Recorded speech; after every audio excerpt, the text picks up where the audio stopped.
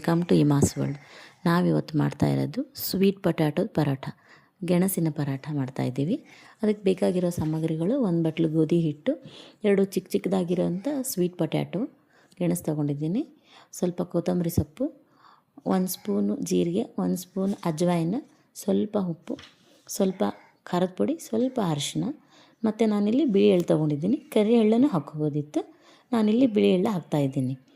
ನೀವಿಲ್ಲಿ sweet potato ಎದಕ್ಕೆ ತೊಗೊಂಡಿದ್ದೀವಿ ಅಂದರೆ, ಆಲೂಗಡ್ಡೆಗಿಂತ ಸ್ವೀಟ್ ಪೊಟ್ಯಾಟೊದಲ್ಲಿ ಚೆನ್ನಾಗಿ ಫೈಬರ್ ಇದೆ, ಪೊಟ್ಯಾಷಿಯಮ್ ಇದೆ, ಮತ್ತು ನಮಗೆ ವಿಟಮಿನ್ ಎ ಸಿ ರಿಚ್ ಇರೋದರಿಂದ ಅದನ್ನು ತೊಗೊಂಡಿದ್ದೀನಿ. ನೋಡಿ, ಈ ಥರ ಸಿಪ್ಪೆ ತೆಗೆದು ಚೆನ್ನಾಗಿ ಮೆತ್ತಗೆ ಅದನ್ನೇ ಸ್ಮ್ಯಾಶ್ ಮಾಡಬೇಕು. ಸ್ಮ್ಯಾಶ್ ಮಾಡಿದ್ಮೇಲೆ ಅದಕ್ಕೆ ತೊಗೊಂಡಿದ್ವಲ್ಲ ಒಂದೊಂದೇ ಸಾಮಾನುಗಳನ್ನು ಹಾಕ್ಕೋತಾ ಬರಬೇಕು. ಎಲ್ಲನೂ ಚೆನ್ನಾಗಿ ಮಿಕ್ಸ್ ಮಾಡಬೇಕು ಅದನ್ನು. ನೋಡಿ, ಆಮೇಲೆ ಕೊತ್ತಂಬರಿ ಸೊಪ್ಪು ತೊಗೊಂಡಿದ್ನೆಲ್ಲ ಅದನ್ನು ಹಾಕ್ತಿದ್ದೀನಿ. ಆಮೇಲೆ ಎಳ್ಳು ಎಲ್ಲ ಸೇರಿಸಿ ಮಿಕ್ಸ್ ಕೊಡಬೇಕು. ನೋಡಿ, ಯಾರಿಗಾದ್ರೂ ಮಲಬದ್ಧತೆ ಪ್ರಾಬ್ಲಮ್ ಏನಾದರೂ ಇದ್ದರೆ ವಾರದಲ್ಲಿ 1 ರಿಂದ 2 ಸಾರಿ ಗೆಣಸನ್ನು ಯೂಸ್ ಮಾಡಬೇಕು. ಯಾಕಂದರೆ ಇದರಲ್ಲಿ ಹೈ ಫೈಬರ್ ಇರೋದರಿಂದ ಅವ್ರಿಗೆಲ್ಲ ಹೊಟ್ಟೆಯಲ್ಲಿರೋ ಪ್ರಾಬ್ಲಮ್ ಎಲ್ಲ ನೀಟಾಗಿ ಕ್ಲಿಯರ್ ಆಗುತ್ತೆ. ಆಮೇಲೆ ಇದಕ್ಕೆ ನೋಡಿ ಈ ಥರ ಹಿಟ್ಟು ಹಾಕ್ಕೊಳ್ಳಿ. ಹಿಟ್ಟು ಹಾಕ್ಕೊಂಡು ಸ್ವಲ್ಪನೇ ಕಲಿಸ್ಕೊಳ್ಳಿ.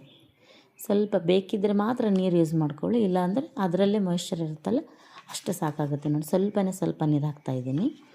ನೀರು ಹಿಂಗೆಲ್ಲ ಹಾಕಿ ಸ್ವಲ್ಪ ಮೆತ್ತಗಾದ್ಮೇಲೆ ಅದಕ್ಕೆ ಸ್ವಲ್ಪ ಎಣ್ಣೆ ಹಾಕಿ. ನೋಡಿ, ಈ ಥರ 5 ಪೇಡೆ ಮಾಡ್ಕೊಂಡಿದ್ದೀನಿ ನಾನು. ಈಗ ಮಾಡಿದ್ಮೇಲೆ ಲಟ್ಟಿಸ್ಬೇಕು. ಇಷ್ಟು ದಪ್ಪ ಇರಬೇಕು ಸಾಕು, ಅದಕ್ಕಿಂತ ತೆಳ್ಳಗೆ ಬೇಡ. ಆ ಥರ ಲಟ್ಟಿಸಿ ಇಟ್ಕೊಂಡು ಒಂದೊಂದಾಗಿ ಬೇಯಿಸ್ಕೋಬೇಕು.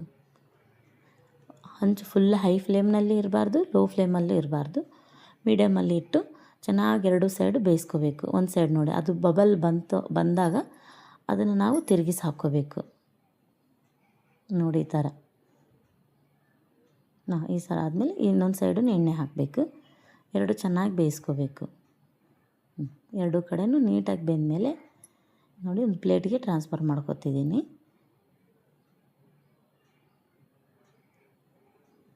ಒಂದು ಹಾಕಿದ್ಮೇಲೆ ಇದ್ರ ಮೇಲೆ ನಾವು ಸ್ವಲ್ಪ ತುಪ್ಪ ಆ ಥರ ಹಚ್ಕೊಂಡು ತಿಂದರೆ ಭಾಳ ಚೆನ್ನಾಗಿರುತ್ತೆ. ನೋಡಿ, ಈ ಥರ 2 ಮಾಡಿದ್ದೀನಿ.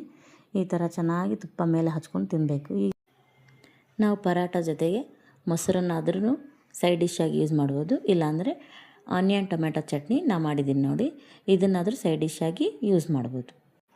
ಈ ಚಟ್ನಿ ಹೇಗೆ ಮಾಡೋದು ಅಂತ ಹೇಳಿ ನಾನು ಯೂಟ್ಯೂಬ್ ಚಾನಲಲ್ಲಿ ಅಪ್ಲೋಡ್ ಮಾಡಿದ್ದೀನಿ, ಅದನ್ನು ನೋಡ್ಕೊಳ್ಳಿ. Thank you.